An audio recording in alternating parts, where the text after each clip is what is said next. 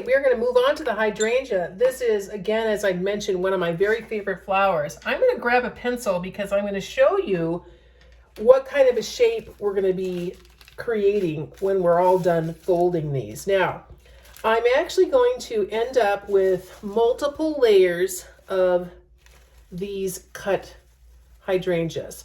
But before I get there, I want to show you how to do that. I want to create a total of 6 layers. And because when I start to fold this together, it starts to get kind of thick. So what I like to do is I like to do 2 at a time. 2 at a time is easy enough to cut, and it also saves a little bit of time in that you're not cutting each one by one. So let's just get started. Grab yourself 2 of your coffee filters and put them on top of one another. And all we're going to do is make sure they're lined up, and we're going to fold 1 time. Now this is where we go. Let's fold 1 time and then take it and fold it into itself a 2nd time. Now you've got sort of a triangle shape. And what I do right here is I open it up and I actually create about a 3/4 of the way down or halfway down a slit here. And the reason I do that is because it's going to make it easier to cut this whole thing apart when I'm done. All right, I'm going to do the same thing again. So I've got that in that fold. That's my 2nd fold, and I'm going to fold again. That's my 3rd fold. I'm going to open it up and I'm going to cut on the side that does not have all the folded edges to it. All right, I'm going to show you kind of how that works. I'm going to go back in and I'm going to do the same thing, and on that folded line I'm going to cut down about 3/4 of the way. All right, put that back down. Again, that just takes the bulk out of this when you start to cut it. One more time on the hydrangea, I'm going to fold it into itself. So I want to say that's 5 folds. And you can see how small this is getting now. Now, I'm going to open it up one more time. I'm going to make sure I cut the right edge. And I'm going to go in and I'm going to cut that one more time. Now comes the fun part. What we're going to do is we're going to create these cute little shapes. And how we do that is we draw a shape onto our folded coffee filter. So I'm going to come down and I'm just going to put 2 little tree trunks almost on the bottom here. And then I'm going to come in and I'm going to do a little loop-de-loop there and on the other side. So it almost looks like a tree. Okay. And then what we're going to do is we're going to add another loop-de-loop on the top of that and one more on the top. So when you're all said and done, this is what the shape looks like that we're going to cut. Now, after a while, you're going to just know how to cut this, but I wanted to make sure that when you first start, it's always good to kind of draw them out with pencil. And here we go. Now, because we've kind of cut a lot of these already to make them easier to separate, I'm going to come in here and I'm just going to start cutting right on that line. And this is where these nice sharp scissors come in, right? Hold it together real tightly. And then I'm literally going to come in and start cutting around my shapes. And I am telling you, you do need some good sharp scissors for this. All right, do your best. It's always interesting to cut when someone's watching you.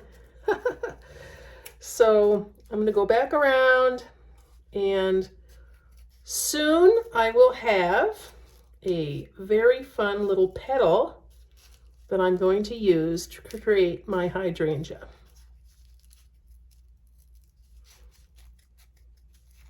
All right, now for the unveiling. It is now cut. Here we go.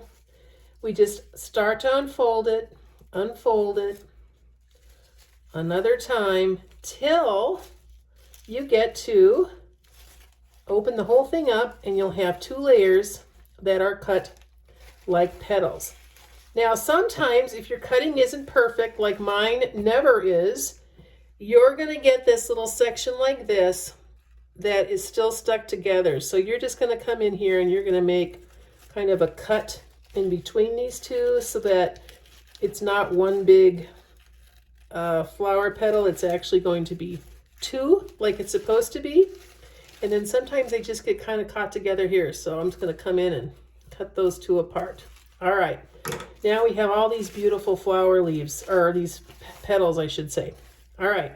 So I showed you how to cut this. Now, I've already pre-cut these. So what I'm going to do is I'm going to take all of these and I'm going to start and I'm going to lay them out so that we have 6 that are on top of one another.